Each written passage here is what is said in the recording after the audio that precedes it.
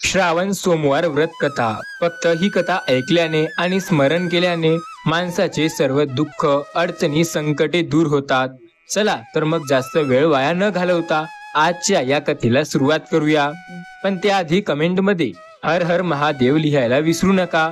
सोबतच या चॅनलवरती नवीन आला असाल तर या चॅनलला जरूर सबस्क्राईब करून घ्या. मित्रांनो, एकेकाळची गोष्ट आहे.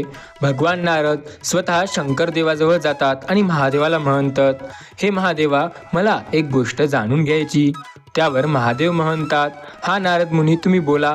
तेव्हा नारद मुनी म्हणतात की महादेवा, श्रावण सोमवारचे पवित्र व्रत खूप महिला करतात, देवाची भक्ती करतात, उपवास ठेवतात आणि पूजा करतात. पण मला एक गोष्ट जाणून घ्यायची आहे की यामागची कथा काय आहे, किंवा हे श्रावण सोमवार करताना कोणती कथा स्मरण केल्याने महिलेला कधीही विद्वत्ता येत नाही. महिलेचा नवरा म्हणजे तिचा जो पती आहे तो सदैव समृद्ध राहतो, त्याला नेहमी त्याच्या आयुष्यात प्रगतीचे मार्ग मोकळे होते. कोणती ती कथा आहे जी महिलेने किंवा तिच्या पतीने ऐकल्याने त्यांचं आयुष्य सुख आणि समृद्धीने भरभरून जातं. त्यावर महादेव म्हणाले, हे देवऋषी नारद, तुम्ही खूप सुंदर आणि छान प्रश्न विचारलेला आहे. आता मी तुम्हाला याबद्दलची एक कथा सांगतो. आणि ही कथा ज्या महिलेने ऐकली त्या महिलेचा पती दीर्घ आयुष्य होणार, त्या महिलेच्या पतीला कधीही कुठल्या कामात अडचण येणार नाही. आणि ही कथा ऐकल्यानंतर त्या महिलेच्या व त्या पतीच्या जीवनात प्रत्येक गोष्ट सुरळीत चालण्यास सुरुवात होईल आणि त्यांचे जीवन पूर्वीपेक्षा जास्त सुधारण्यास सुद्धा सुरुवात होईल. सोबतच त्या स्त्रीला भाग्यवान स्त्री असण्याचं वरदान सुद्धा मिळेल. आता नारद मुनी, मी तुम्हाला एक कथा सांगत आहे. ही कथा तुम्ही शांतपूर्वक ऐका. तुम्ही मन एकाग्र ठेवून ही कथा ऐका व सर्व मानव जातीपर्यंत ही कथा पोहोचवा. हे म्हणून भगवान शिव त्यांची कथा सांगण्यास सुरुवात करतात. हे ऐकून नारद मुनी म्हणतात, हे प्रभू, माझं हे सौभाग्य आहे की मी तुमच्या तोंडातून कथा ऐकत आहे व ही कथा मी नक्की सर्व मानव जातीपर्यंत पोहोचवणार आहे. त्यानंतर भगवान शिवाने कथा सांगण्यास सुरुवात केली व म्हणाले, हे नारद, क्रांतिका नावाचे एक शहर होते. तिथे धनेश्वर नावाचा खूप विद्वान असा एक पंडित होता. त्या ब्राह्मणाच्या पत्नीचे नाव सुशीला असे होते. ते दोघे सुद्धा त्या शहरात खूप आनंदाने आणि सुखात राहत होते. त्यांच्या जीवनात धन किंवा धान्याची त्यांना कमी नव्हती. पण त्या दोघांनाही एक खूप मोठे दुःख होते. त्या दोघांनाही एक सुद्धा संतान नव्हती. आणि या एका कारणामुळे ते सदैव खूप दुःखी असायचे आणि मनातल्या मनात ते त्यांच्या नशिबाला नेहमी दोष देत असायचे. पण ते देवावर खूप जास्त विश्वास ठेवत होते. ते माझे खूप मोठे भक्त होते आणि त्यानंतर बरेच दिवस गेल्यानंतर ते तरीही माझी पूजा आराधना करत राहिले. पण त्यांना मूळ बाळ काय झालं नाही. त्यानंतर एक दिवशी त्या शहरामध्ये, त्या गावामध्ये एक खूप जास्त असा विद्वान एक योगी आला. तो योगी त्या गावातील, त्या शहरातील सर्व घरात जात असे, त्यांच्याकडून अन्न घेत असे, भिक्षा घेत असे व खात असे. पण तो त्या सुशिलाच्या घरात जात नसे व त्याकडून कुठल्याही प्रकारचं अन्न किंवा दान घेत नसे. पण एके दिवशी तो जेव्हा सुशिलाच्या घराच्या बाजूच्या घरातून भिक्षा घेत होता आणि गंगेच्या तीरावर जाऊन खूप आनंदाने तो भिक्षा ग्रहण करत होता, तेव्हा सुशिलाच्या नवऱ्याने त्याला बघितले. तेव्हा तो अत्यंत दुःखी होऊन त्याच्याजवळ गेला व त्या विद्वान साधू महाराजांना म्हणाला, हे साधू महाराज, तुम्ही माझ्या घराला सोडलं तर गावातील, या शहरातील सर्व घरातील भिक्षा घेता व ती ग्रहण करता, पण माझ्या घरातील भिक्षा तुम्ही का ग्रहण करत नाही? याचे कारण काय आहे हे तुम्ही मला सांगू शकाल का? तेव्हा ते योगी म्हणाले, हे ब्राह्मण, मी निसंपुकित म्हणजे ज्यांच्या घरी पुत्र नाही किंवा ज्यांच्या घरी मूळ बाळ नाही अशा घरातून कधीही धान्य किंवा दान, कुठल्याही प्रकारचं जेवण, अन्न काही घेत नाही. कारण तुम्ही निपुत्रिक आहात आणि त्याच भीतीमुळे की मी शूद्र होईल, या भीतीमुळे मी कधीही असल्या मुले नसलेल्या घरामधून अन्न किंवा दान स्वीकार करत नाही. त्या योगी साधूचे असे वाक्य ऐकून धनेश्वर खूप जास्त दुःखी झाला आणि त्याने पूर्णपणे हात जोडले व त्याच्या पाया पडून म्हणाला, हे साधू महाराज, जर असंच असेल तर मला पुत्रप्राप्तीचा काही मार्ग सांगा. तुम्ही सर्वज्ञ आहात, योगी आहात, तुम्ही अनंत विद्यावान आहात. याबद्दल तुम्ही माझी नक्की मदत कराल. माझ्या घरात अन्न धान्याची कधीही कमी नव्हती आणि आज सुद्धा नाही. माझ्या घरात पुत्र नाही, त्यामुळे खूप जास्त सदैव मी दुखी असतो. पण तुम्ही खूप योगी आणि विद्यावान आहात.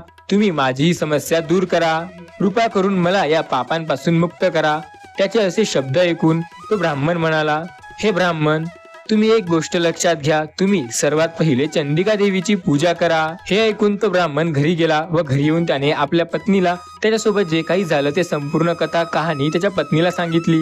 त्यानंतर तो स्वतः जंगलात गेला व चंडिका देवीची पूजा आणि उपवास करायला लागला. मग अचानकच 16व्या दिवशी त्या महाराजाच्या स्वप्नात जाऊन चंडिका देवीने त्याला दर्शन दिले व म्हणाले, हे धनेश्वर, तुला आता पुत्रप्राप्ती लवकरच होणार आहे, पण तो पुत्र मात्र 16 वर्षासाठी जगणार आहे. पण देवींनी त्याला एक अजून गोष्ट सुद्धा बोलली, जर तुम्ही पती पत्नी दोघेही नियमितपणे श्रावण सोमवार पाळाल तर तुम्हाला तुमच्या पुत्राला दीर्घ आयुष्य सुद्धा लाभू शकते. शक्यतो सोमवारी भगवान शिवाचे पूजा करा, जिथे लावायचे तिथे दिवे लावा, भगवान महादेवाची आराधना करा, उपवास धरा आणि भक्तिभावाने सेवा करा.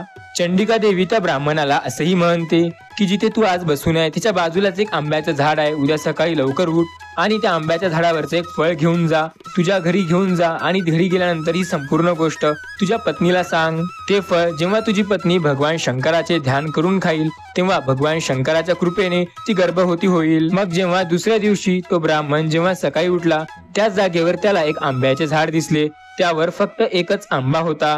ते फळ पाहून त्या ब्राह्मणाने आंब्याच्या झाडावर चढण्याचा प्रयत्न केला व अनेक अथक प्रयत्न करून सुद्धा तो फळ काय तो तोडू शकला नाही. मग तो खूप जास्त चिंतित झाला व त्याने हात जोडले आणि विघ्नहर्ता म्हणजे गणपती बाप्पाला हात जोडून म्हणू लागला, हे विघ्नहर्ता, तुम्ही तुमच्या भक्तांचे संकटे दूर करता, त्यांच्या आयुष्यात तुमची कृपा दृष्टी सदैव असते, तुम्ही तुमच्या भक्तांची सदैव मदत करता. त्याने भगवान गणेशाला विनंती केली आणि म्हणाला, हे भगवान, तुम्ही प्रत्येकाला मदत करता, तुमच्या कृपेने तर प्रत्येकाचे आयुष्य बदलून जाते, त्यांच्या आयुष्यात धनधान्याची कधी कमी पडत नाही. आज माझी सुद्धा मदत करा, माझी इच्छा पूर्ण होऊ द्या. त्या झाडावर असलेले फळ मला मिळवायचे आहे, त्यासाठी मला बुद्धी आणि युक्ती दोन्ही द्या, मला सोबत बळ सुद्धा द्या आणि हे फळ तोडू शकेल अशी माझ्यावर कृपा करा. त्यानंतर तो भगवान गणेशाच्या आशीर्वादाने खूप लवकर त्या झाडावर चढला आणि त्याला सुंदर आणि अतिशय छान असे एक आंब्याचे एकुलते एक असे फळ मिळाले. धनेश्वर ब्राह्मणाला एकच फळ सापडलं होतं, ते त्याने तोडलं व तो पटापट घरी गेला. घरी गेल्यानंतर त्याने त्याच्या पत्नीला जे काही त्याच्यासोबत झालं होतं ते संपूर्ण कथा कहाणी सांगितली व त्यानंतर आपल्या पतीच्या सूचनेनुसार त्याच्या पत्नीने ते आंब्याचे फळ खाल्ले. मित्रांनो, भगवान शिवाच्या आशीर्वादाने त्याची पत्नी काळांतराने गर्भवती झाली. सोबत देवी मातेच्या आशीर्वादाने तिला अतिशय एक सुंदर पुत्र झाला, ज्याचे नाव तिने देवीदास असे देवीच्या नावावरूनच ठेवले. आई वडिलांचा आनंद हे आता गगनासारखा वाढत होता. त्यांचे शुक्र पक्षाने त्यांचा मुलगा ते खूप सारखा चंद्राच्या पोराप्रमाणे वाढत होता आणि बघता बघताच काही काळातच तो मुलगा तारुण्यात टेकला. माता भवानीच्या आशीर्वादाने तो मुलगा दिसायला अतिशय सुंदर, अभ्यासात अतिशय ज्ञानी आणि प्रत्येक गोष्टीत उत्तीर्ण होत होता. माता चंडिकेच्या आशीर्वादानुसार आणि सांगण्यानुसार त्याच्या आई वडिलांनी 16 सोमवारचे व्रत करण्यास सुरुवात केली. ते रोज नियमाने 16 सोमवारचे व्रत करू लागले. श्रावण महिन्याचे हे सोमवार ते खूप ध्यान देऊन पाळत होते आणि आता बघता बघता त्याला 16 वर्ष सुद्धा पूर्ण होणार होते. मग त्याच्या आई वडिलांनी विचार केला की आता त्यांचा मुलगा हा पूर्णपणे मरून जाणार आणि तो मृत्यूनंतर ते जर त्याच्या डोळ्यापुढे त्याचा मृत्यू होईल तर हे दोघं कसे बघणार, असा विचार करून ते बोलतच होते. एक दिवस असंच बोलता बोलता त्यांनी विचार केला की देवीदासला त्यांना आता काशीला पाठवायला हवं. मग त्यांनी देवीदासच्या मामाला बोलावून घेतले व देवीदासला त्यांनी 1 वर्षासाठी काशीला पाठवण्याचं ठरवलं. सोबत त्यांनी त्यांच्या मामाला सांगितलं की आज देवीदासला तुम्ही काशीला घेऊन जा व 1 वर्षानंतर परत आणा. शिक्षेसाठी त्याला पाठवायचं होतं, पण त्याला आम्हाला एकटं सुद्धा सोडायचं नव्हतं, त्यामुळे आम्ही तुम्हाला त्यांच्यासोबत पाठवत आहे. त्यानंतर देवीदासच्या आईवडिलांनी त्यांना भरपूर पैसे दिले, खाण्यापिण्याची पूर्ण सोय केली व वाटेत दान धर्म करण्याची सुद्धा सोय केली. त्यानंतर घोड्यावर बसून देवीदासला व त्याच्या मामाला काशीच्या दिशेने पाठवले. त्यानंतर त्या दोन्ही पती पत्नीने श्रावण महिन्याचे 4ही सोमवार व 16 सोमवार व्रत करण्यास सुरुवात केली. देवीची आणि महादेवाची ते दोघेही भक्तिभावाने पूजा करत होते. त्यांच्या मुलाचे आयुष्य दीर्घकाळ वाढावी हे इच्छा ठेवून ते पूजा सतत करत होते. भक्तिभावाने देवाची आराधना आणि पूजा करत होते. असे केल्यानंतर त्यांनी 4ही श्रावण सोमवार भक्तिभावाने पूजा केले आणि काही काळानंतर मामा व भासा देवीदास आणि त्याचा मामा हे एका शहरामध्ये थांबले होते रात्रीच्या वेळी राहण्यासाठी. आणि त्याच दिवशी त्या एका ब्राह्मणाच्या सुंदर आणि सुशिक्षित मुलीचं लग्न होणार होतं. त्या मुलीचं नाव होतं सुकन्या व त्या मुलीचं आज लग्न होणार होतं आणि ती मुलगी देखील भगवान महादेवाची खूप मोठी भक्ती करत होती आणि महादेवाची खूप मोठी भक्त होती. योग्य वर तिला मिळाव त्यासाठी तिने 16 सोमवार आणि 4ही सोमवाराचे व्रत केले होते आणि आता ज्या धर्मशाळेत ती तिचा वर सापडणार होती त्याच धर्मशाळेमध्ये देवीदास व त्याचा मामा राहण्यासाठी आले होते. योगायोगाने हळदी आणि लग्नाच्या आधीची पूर्ण प्रक्रिया जे काही लग्न करण्यासाठी करतात ते आधीच पूर्णपणे झाले होते आणि वराला जेव्हा हळद लावण्याची वेळ आली होती तेव्हा त्याला धनुर्वाताचा आजार झाला आणि वर खूप जास्त बिमार पडला. एवढा आजारी वरासोबत त्या वधूचे लग्न लावणे हे पूर्णपणे चुकीचे होते, त्यामुळे ते थांबवण्यात आलं. त्यानंतर त्या वधूच्या आणि वराच्या दोन्ही कुटुंबाने निर्णय घेतला आणि वराच्या कुटुंबाने निर्णय घेतला की हा देवीदास आमच्या मुलाप्रमाणे सुंदर आणि अतिशय गुणी आहे, तर आम्ही लग्नाचे जे विधी आहेत लग्न लावेपर्यंत हे देवीदासच्या हाताने करून घेऊ आणि लग्नानंतरचे विधी आमचा मुलगा करेल, असे ते म्हणण्यासाठी त्याच्या मामाजवळ गेले व त्याच्या मामाला हे जे काही प्रकरण झाले सर्व गोष्टी ते सांगू लागले. वराच्या घरचे त्याच्या मामाजवळ गेले व त्यांना म्हणाले, यासाठी मी तुम्हाला जितके पाहिजे तितके पैसे देऊ शकते, तुम्हाला मी इच्छित रक्कम देईल, फक्त तुम्ही माझ्यावरती एवढे कृपा करा, तुम्ही दयाळू व्हा आणि माझी एवढी मदत करून द्या, असे ते म्हणू लागले. एवढं बोलून तो शांत झाला. त्यानंतर देवीदासचा मामा म्हणाला, ठीक आहे, मी तुमची मदत करेल, पण कन्यादानाच्या वेळी जे काही त्याच्या भाषाला मिळेल म्हणजे देवीदासला जे मिळेल ते सर्व त्यांचा भासा ठेवेल. तर ते हो म्हणाल तर हो म्हणते. तेव्हा ते बोलला की ठीक आहे, जे काही कन्यादानाच्या वेळेला तुमच्या भाषेला मिळेल ते सर्व तुम्ही ठेवा. आणि यांचं बोलणं झाल्यानंतर पूर्णपणे होकार दिला होता. त्यानंतर त्यांच्या दोघांचे लग्नाचे पूर्ण विधी संपूर्णपणे चांगल्या प्रकारे पार पाडले व त्यानंतर देवीदास ज्याच्यासोबत ज्या अज्ञात महिलेसोबत त्याचा विवाह झाला होता तिच्यासोबत जेवण करायला बसला. तो या गोष्टीचा विचार करत होता की ही मुलगी कशी असणार, जिच्याबद्दल मला थोडं सुद्धा माहिती नाही. आणि हे बघून त्याच्या डोळ्यात पाणी यायला लागले होते व तो पूर्णपणे दुःखी आणि उदास झाला होता. हे बघून ती मुलगी म्हणाली, तुम्ही इतके दुःखी आणि पूर्णपणे अस्वस्थ का दिसत आहात, तुम्हाला कुठल्या गोष्टीची चिंता किंवा काळजी आहे का? मग त्याने त्यांच्या मामासोबत व त्या वराच्या वडिलांसोबत जे काही त्यांची चर्चा झाली होती ते सर्व गोष्टी त्या मुलीला सांगितले. तेव्हा ती मुलगी म्हणली, हे कसं शक्य असू शकते, कारण मी देवाच्या आणि अग्नीच्या साक्षी पुढे तुम्हाला माझा पूर्णपणे पती मानलेला आहे आणि मी आता दुसरा कुणालाच माझा पती म्हणून स्वीकारणार नाही. आता तुम्हीच माझे पती आहात. तेव्हा देवीदास म्हणाला, मी आता खूप लहान आहे, तुम्ही असं कुठल्याही प्रकारचा निर्णय घेऊ नका. तेव्हा देवीदासने तिला सांगितले, माझ्या मृत्यूनंतर तुझे काय होईल, तू पूर्णपणे हा निर्णय बदल.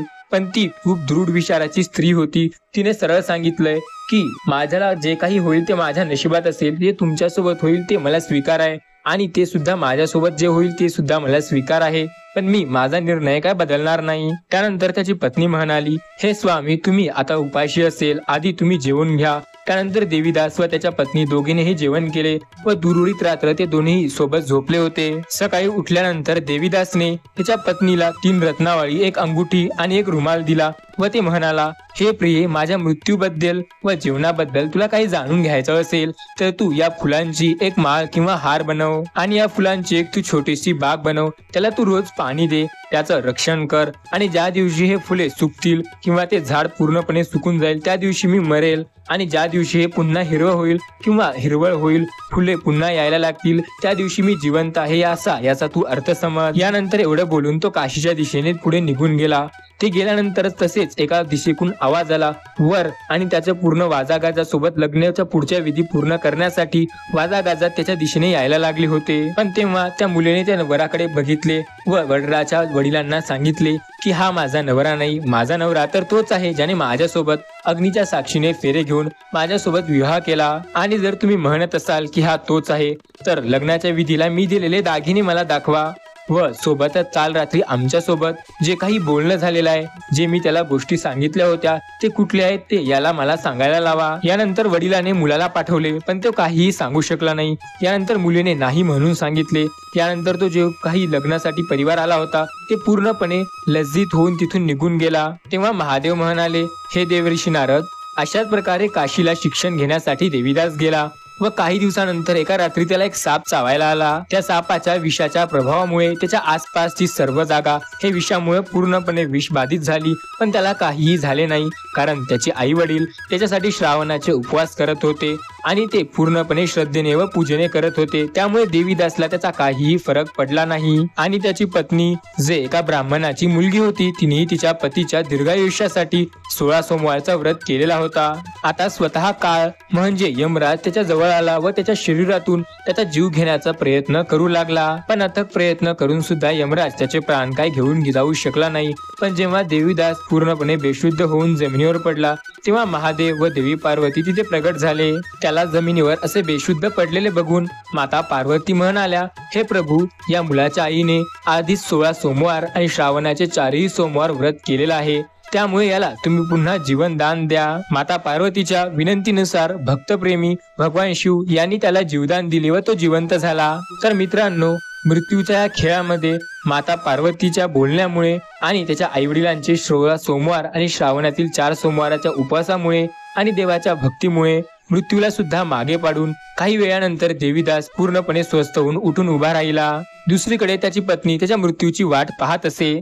जेव्हा तिने पाहिले की तिने जे बाग तयार केली होती त्याच्यात एकही फूल किंवा त्या झाडाचं पान पूर्णपणे बरोबर नाही, सर्व काही मुरझून गेलेले आहे, तेव्हा तिला खूप दुःख झाले। पण बघता बघता जेव्हा ते पुन्हा हिरवे झाले आणि फुलं उमगायला लागले हे बघून तिला समजलं की तो आता जिवंत झालेला आहे। हे बघून ते खूप जास्त आनंदित झाली व त्याच्या बाबाजवळ गेली व म्हणाली, बाबा माझा नवरा जिवंत आहे आणि त्याचा तुम्ही आता शोध सुरू करा। आणि इकडे दुसरीकडे देवीदासचे 16वे वर्ष हे पूर्णपणे पसरले होते आणि त्यानंतर तो आता घरी त्याच्या मामासोबत घराकडे प्रस्ताव घेणार होता आणि तो घराकडे निघाला। इकडे त्याचे सासरे त्याला शोधण्यासाठी घराबाहेर पडणारच होते तेव्हा अचानक मामा व देवीदास तिथे पोहोचले। इकडे देवीदासला त्याच्या सासऱ्याने आदरपूर्वक घरी आणले व त्याच्या मुलीला भेटवले। तेव्हा मुली जेव्हा मुलाकडे पाहत होती तेव्हा तिथे जे जवळपासचे गावकरी जमा झाले व त्यांना वाटले की आता हे मुलगी या मुलासोबत लग्न करणार आहे। पण मुलीने आश्चर्याने त्याच्याकडे पाहत म्हणाली की हा तोच मुलगा आहे जो मला संकेत देऊन माझ्यासोबत लग्न करून निघून गेला होता। त्यानंतर सर्वजण म्हणू लागले की तू आलाय हे चांगले झाले व शहरातील पूर्ण रहिवासी आनंदाने खुश होऊन राहू लागले। भगवान महादेव म्हणू लागले की ज्या स्त्रिया 16 सोमवारचं व्रत करतात त्या व्रताने चांगले परिणाम मिळतात। अशा प्रकारे धनेश्वरला सुद्धा मुलगा झाला होता। भगवान शंकर म्हणतात, जो श्रावण सोमवाराचे व्रत करतो, माझी भक्तिभावाने सेवा करतो, त्या स्त्रीला पुढच्या जन्मी विधवतेचं दुःख कधीही येणार नसते आणि तिच्या पतीला मी सदैव रक्षित करत असतो। त्यांची जे काही पुत्रत्वाची दुःखे आहेत किंवा त्यांच्या सांसारिक गोष्टीत ज्या अडचणी आहेत त्या मी स्वतः दूर करतो। त्यानंतर भगवान शिव स्वतः म्हणतात, हे नारद, या श्रावण महिन्यात किंवा श्रावण सोमवारी गायीला ही एक वस्तू खाऊ घातल्याने अनेक फायदे सुद्धा होतात। भगवान शंकर नारद मुनीला म्हणतात, आपल्या घरात जेव्हा स्वयंपाक करण्यास सुरुवात होते तेव्हा जी पहिली भाकरी किंवा रोटी होते किंवा पोळी होते ते गायीला खाऊ घातल्यानंतर याने आपल्या घरात सकारात्मक परिणाम दिसतात। व्यक्तीच्या आयुष्यात धनाची कधीही कमी होत नाही, व्यक्ती सदैव प्रगती करत असतो आणि पहिली भाकरी ही गायीला खाऊ घातल्याने आपल्या आयुष्यात बरेच संकटे दूर होतात। सोबत गुळाची भाकरी खाऊ घातल्याने आपल्या आयुष्यातील ग्रहदोष कायमचे दूर होतात। मित्रांनो, भगवान शिव म्हणतात, गायीला रविवारी पोळी खाऊ घातल्याने आपल्या आयुष्यात दारिद्र्य कधीही येत नाही।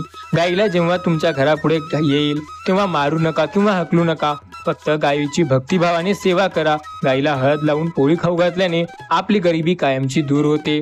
मित्रांनो, भगवान शिवाची ही 16 सोमवारची आणि श्रावण महिन्यातील सोमवारची कथा तुम्हाला आवडली असेल तर नक्कीच या व्हिडिओला एक लाईक करा। सोबत अनेक भक्तांसोबत हा व्हिडिओ शेअर करायला विसरू नका। चॅनलवर नवीन आले असाल तर सबस्क्राईब जरूर करा आणि जाता जाता एकदा हर हर महादेव, श्री स्वामी समर्थ असे जरूर टाईप करा।